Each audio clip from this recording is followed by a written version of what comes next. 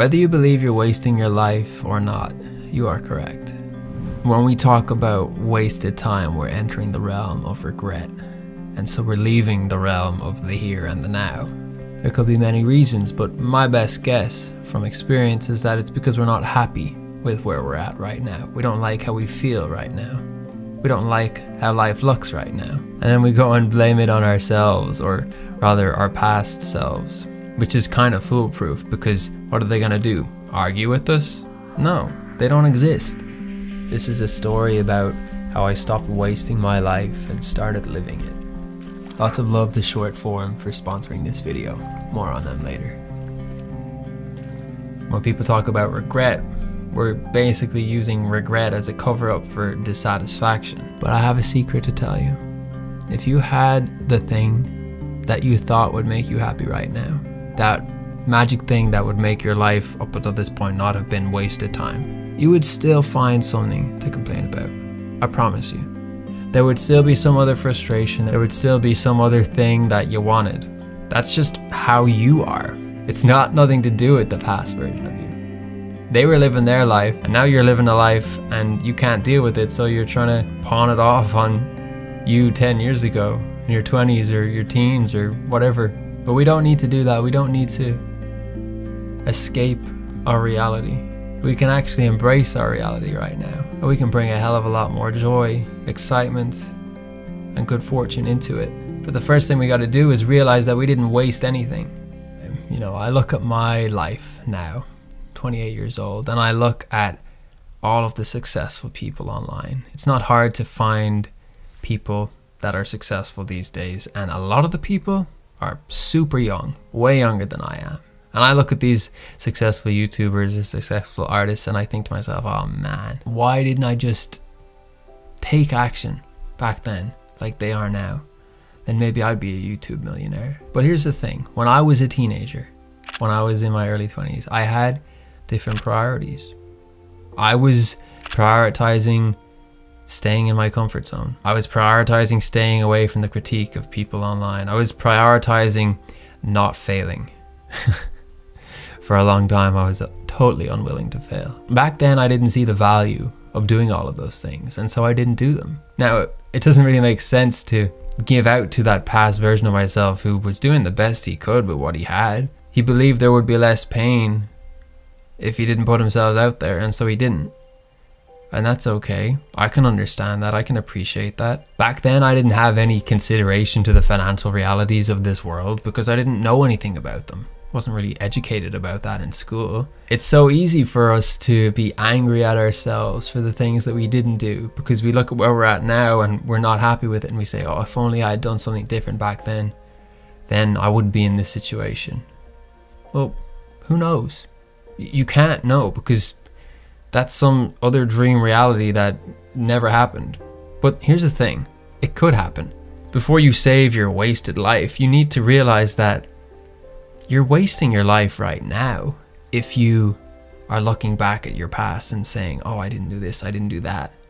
And that's why things are so up in the air and just not cool for me right now. A lot of people, when they come to their older years, they'll regret the time they didn't spend with friends or family, or the time that they didn't spend traveling the world because they were in a corporate job or just didn't have that flexibility, you know, whatever your situation is. Then there's people that don't have the corporate job, that travel and did all of that stuff, you know, had the flexible lifestyle. I've never had a corporate job and I actually traveled quite a bit and I have a very flexible life, but I envy and I really wonder what it would be like to have a 9-to-5, what it would be like to have that stable salary.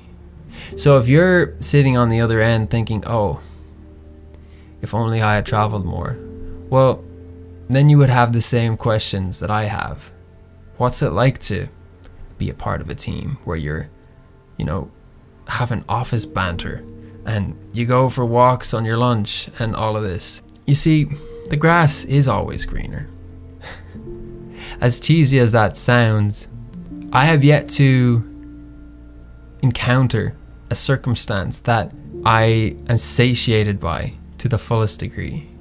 Because there's always something else There's always a little niggle. There's always some other thought. There's always some other possibility that I wish to explore simultaneously. But the thing is, we can't do everything at once. All you can do is do a bit of this, a bit of that, and, you know, use your time as you can. But you're never going to get everything done. There is no secret sauce formula that just results in the perfect life with no regret. Other than the realization that regret is man-made. You made it. Your external situation is causing you to have this reaction. But you can change that. Viktor Frankl was a concentration camp survivor, and he wrote a book called Man's Search for Meaning. He said that even though the prisoners were suffering at the hands of their oppressor, if they could find meaning within that suffering, that it increased their likelihood of surviving the experience. In a sense, when you have a regret or you say that you wasted your time, you are building yourself a prison. Yes, it's hard to be where you are, but if you can give meaning to that suffering, then you can create something worthwhile with that experience. We are all subject to external forces that can change our lives, whether they're positive or negative forces. But the one thing we always possess, regardless of external circumstances, is our freedom to choose how we respond to our circumstances.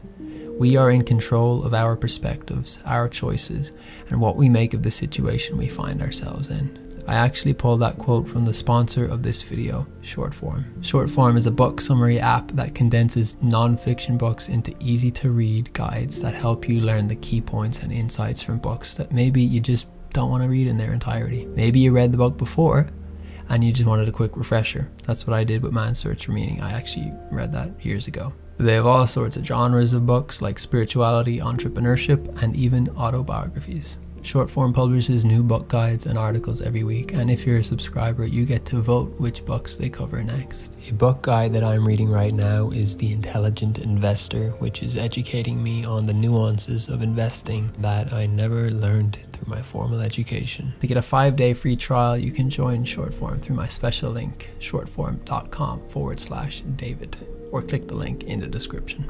When I was 22 years old, I had saved up a little bit of money, more than I had ever had at that point, and I really just didn't know what to do with it. I had more than I needed, you know, I had my rent paid, I was having a relatively luxurious life in terms of eating out and stuff like that, no Lambos, but I was thinking, like, I have all of this money, and I just didn't know what to do with it, so I just left it in a bank. Or I just spent it on stuff because I was like, well, I've got so much, I need to spend it. But I didn't know anything about investing or personal finance or like what I could do with this money to help build wealth. And that was in 2018. And now in 2023, I think to myself, I'm such an idiot for not investing in crypto or in the stock market because I would have had such a grand return. At the time, I didn't know any of that. So does it make sense to beat myself up? In hindsight, how is that fair? And I know life's not fair, but you can be fair to yourself at least. That regret that I feel would be better utilized if I put that same energy toward excitement for future possibilities, for opportunities to come. I could take that energy that I'm dedicating to being angry at myself for what I didn't do, and I can start doing things now. I can start taking action and steps toward the goals that I wish I had achieved by now. Just because you don't have the thing you want right now doesn't mean you can't work toward it now. Stop regretting and start implementing. Because in a sense, our regret is a form of self-sabotage. It's a form of procrastination. We're ensuring that we never actually achieve the goal that we wish to attain. That thing that if we had, we would say, oh, I didn't waste my life. We have the opportunity right now to do something about it. But instead we're saying, oh, I wasted my life and now I'm sad. You're sad and that's okay. It's okay to be sad, seriously. But there's something you can do right now. The thing is that you're gonna need to let go of the idea of instant gratification, because nothing really great and sustainable comes quickly. We need time. We need to have skin in the game for the compounding effect of our action, of our energetic investment to come to fruition. You could gamble and make money fast, but you probably blow it all or develop a gambling addiction or something like that. If you're trying to fast track happiness through partying and a hedonistic lifestyle, it might feel good for a while, but you'll probably burn out and crash at some point. Ironically, the reason you feel shitty about not starting something 10 years ago is the same reason you're not starting it today. It's because you don't want to deal with slow progress. It's like annoying having to get up in the morning and do something when you don't see any results. It's like really demotivating when you don't get that external validation. But ironically, the only way you're going to get that external validation is by taking the action time and time again. And then you'll start to get validated by the external, and then you'll start to think, okay, I think I'm onto something. This is working. I can commit more to this, and now it'll become more sustainable. But you got to get over the hump. You got to just embrace the suck for a little while. Nobody's immediately successful, and right now you have the opportunity to start laying the bricks on the road to success. But the road's not going to arrive at success after laying 1 brick or 2 bricks. You might need like 10 or 20 or 1,000 bricks. But if you don't start the job, you're never going to get the paycheck. If you just start doing the thing today, you really thank yourself like 10 days down the road, because it's like, oh wow, I started and I've got actually a foundation. And then if you don't start today, I guarantee somebody else is. You might look at them in a few weeks or months or years from now and see how far their road is, you know, gone, and you're like, oh, that could have happened for me if I had just taken the action, taken the first step. But I didn't, because I was too focused on how I had wasted my life. So you need to choose one or the other. Build now or regret the thing that you didn't build 10 years ago. Like, one is probably going to be more preferable for you than the other. Use that regret as a signal to make change in your life today. I know that there's probably going to be a bunch of objections from people, and I honor the pain that you're in. I honor the frustration. If you are lacking time, if you're lacking funds, if you're lacking energy, I promise you that there is still something that you can do. You'd be surprised of how much energy, time, etc. that you can recuperate when you stop getting down on yourself for what you didn't do. That's a huge energy leakage. If you just convert that to energy in the direction of the future you want to build for yourself, you're going to have a drastically different experience of this life. Let's be real. Maybe you don't have the flexibility that you had in your 20s. Maybe you don't have a ton of money to start something new. Maybe you don't have the time to do 2-hour workouts or join a book club and a yoga class and a swimming group all at the same time. But you can do one thing at a time for a small amount of time. One of the biggest things that gets in our way is that we look at a project, like say you want to build a soap company. You might want to build a soap company and think to yourself, I can never build a soap company. I've got kids, I don't have enough money, I'm in college and I have a job. Okay, well, even if you had no commitments and all the money in the world, you're not going to build a soap company in one day. It's going to take time to think of what products you want to offer, think of what suppliers you want to get the soap from, think of how you're going to shape the bars of soap. Where are you going to fulfill the orders? Where are you going to promote the soap? Are you going to sell online? Are you going to sell in shops? All of these things are going to take time. Rather than saying to yourself, oh, I could never do that, it's too big a task, start with one thing that you could do today that would lead to having a soap empire down the road. So just off the top of my head, I would investigate what is soap made out of, because I don't know. I'm sure there's many different ways you can make soap. What soap do you want to make? Do you want it to be eco-friendly? Do you want it to be vegan? These are just simple steps that don't take long. And if you started doing that now, you would start to get momentum. You would start to lay the bricks, the foundation for your road to success. So often we just look at the soap empire and we're like, I could never build $1 billion soap empire. Well, not with that attitude.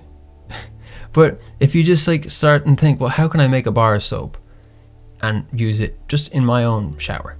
Like, you be your first customer and then worry about selling it to other people. If you wanted to start a YouTube channel, you're like, I could never have 10,000 or 100,000 or 1 million subscribers. Well, you're not going to have it tomorrow probably. And you're not going to have it next month. Probably won't have it next year either. But if you start posting videos today, you're increasing the likelihood that you might have it in 2 years from now. But we just see the blank slate and we think, oh, it's too much. The person who's wasting their life is saying, I can't do anything. The person who is doing something and failing is doing a great job. Don't look to your past self and be like, oh, you're an idiot. If it weren't for you, we'd have a soap empire by now. You could have a soap empire. And you know what? There's probably a lot of stuff that your past self did that's going to help you with your journey to greatness. That's something that we often just don't really realize. You know, I was in film school, but honestly, I came out of there and I did not know how to use a camera. And I was angry at myself because I was like, how did I just do 4 years and not learn how to use a camera? Well, at the time, I wasn't interested in camera work. I was shy and intimidated by the other people in my cohort because they were passionate about cameras and they knew how to use cameras, and I was afraid of, you know, using it the wrong way. So what did I do? After I graduated, I bought my own camera and I just started travel vlogging. And it wasn't very good at first, but I got better at videography. Now, here I am. I have a production company. I create content for people. I'm a consultant. I help people create content for their business. I help people speak on camera. I'm a mentor, but that's because I went through all of that process. But if I had just said, oh, I wasted college because I didn't learn how to use a camera and left it at that, we wouldn't be here today, would we? I really don't like those videos of old people on their deathbeds talking about all the things they regret, because you're always going to regret something. Stop trying to live a life without regrets. It's the stupidest goal ever, because you're always going to regret something if you want to regret something. There's always going to be some experience that you wish you could have had that you didn't have. The bar is always going to be raised. It's the mindset and it's a perspective shift. That's how to stop wasting your life. It's not by doing things different as such even. It's just realizing that it is what it is. You can do things now that you like doing that are contributing to what you envision success to be, but know that when you reach that success, if you reach that success, there's going to be some other version of success that you then come up with. So rather than trying to achieve that thing, focus on planting a seed today, plant an intention, and then water it tomorrow. Take action, surround yourselves with people that are going to nourish that. Those are the conditions required for growth. We need nourishing people around us that can support us in our growth. So that might mean read books that help you. It might mean listen to podcasts. It might mean make new friends. It might mean exercise so that you're healthy and you can have the clarity to think and act in alignment with your vision. But don't regret the things you didn't do. You couldn't waste your life if you tried. It's just a matter of whether you want to go down the path of regret or the path of possibility. Take care of yourself.